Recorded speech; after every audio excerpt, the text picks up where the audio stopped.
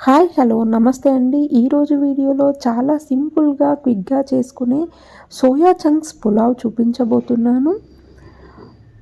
ఇది మీరు చెప్తే తప్ప పులావ్ అని ఎవరు అనుకోరండి. అచ్చం దమ్ బిర్యానీ లాగా చాలా టేస్టీగా ఉంటుంది.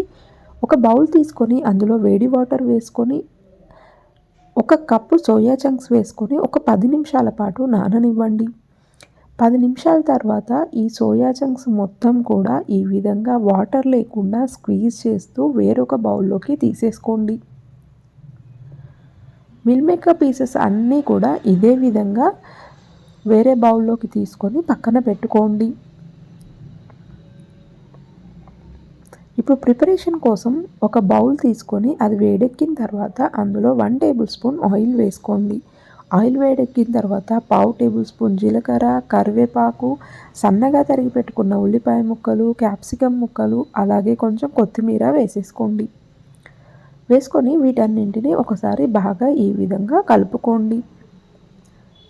ఒక 1 మినిట్ పాటు ఫ్రై చేసుకొని ఆ తర్వాత ఇందులో మనం నానబెట్టి పక్కన పెట్టుకున్న మిల్ మేకర్ని వేసేసుకోండి.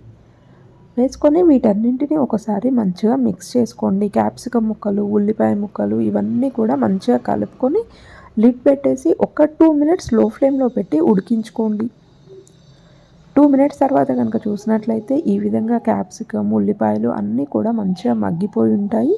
ఇప్పుడు ఇందులో 1 టేబుల్ స్పూన్ సాల్టు, పావు టేబుల్ స్పూన్ పసుపు, హాఫ్ టేబుల్ స్పూన్ అల్లం వెల్లుల్లి పేస్ట్, అలాగే 1 టేబుల్ స్పూన్ కారం వేసుకోండి. వేసుకొని వీటన్నింటినీ ఒకసారి బాగా మిక్స్ చేసుకోండి.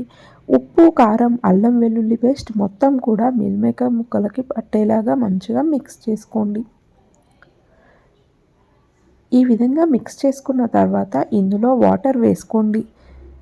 ఇక్కడ నేను 1 కప్పు రైస్కి 1½ కప్స్ వాటర్ వేస్తున్నాను. అంటే 2 కప్స్ రైస్ తీసుకుంటే 3 కప్స్ వాటర్ వేసుకోవాలి. ఇక్కడ నేను యూజ్ చేస్తున్నది బాస్మతి రైస్.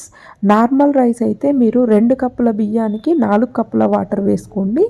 బాస్మతి రైస్ అయితే మాత్రం 1 కప్పుకి 1½ కప్ వాటర్ వేసుకోండి. వేసుకొని వాటర్ని బాగా ఒక 5 మినిట్స్ పాటు మరగనివ్వండి. వాటర్ మంచిగా మరిగిన తర్వాత ఇందులో నానబెట్టి పక్కన పెట్టుకున్న బాస్మతి రైస్ను వేసుకోండి. బియ్యం అనేది కనీసం 15 నిమిషాలన్నా నానాలండి. మీరు ఇక్కడ బాస్మతి రైస్ ప్లేస్లో నార్మల్ రైస్ యూజ్ చేసి కూడా ప్రిపేర్ చేసుకోవచ్చు. రైస్ వేసుకొని ఒకసారి మంచిగా మిక్స్ చేసుకొని లిడ్ పెట్టేసి ఒక 10 మినిట్స్ హై ఫ్లేమ్లో పెట్టి ఉడికించుకోండి. 10 మినిట్స్ హై ఫ్లేమ్ తర్వాత మళ్ళీ 5 మినిట్స్ లో ఫ్లేమ్లో పెట్టి ఉడికించుకోండి. 15 మినిట్స్ తర్వాత కనుక చూసినట్లయితే మన పులావ్ అనేది రెడీ అయిపోయిందండి. చాలా ఈజీగా చేసుకోవచ్చు క్విక్గా. లంచ్ బాక్స్లోకి సూపర్ టేస్టీగా ఉంటుంది. ఈజీగా ఎవరైనా ప్రిపేర్ చేసేసుకోవచ్చు.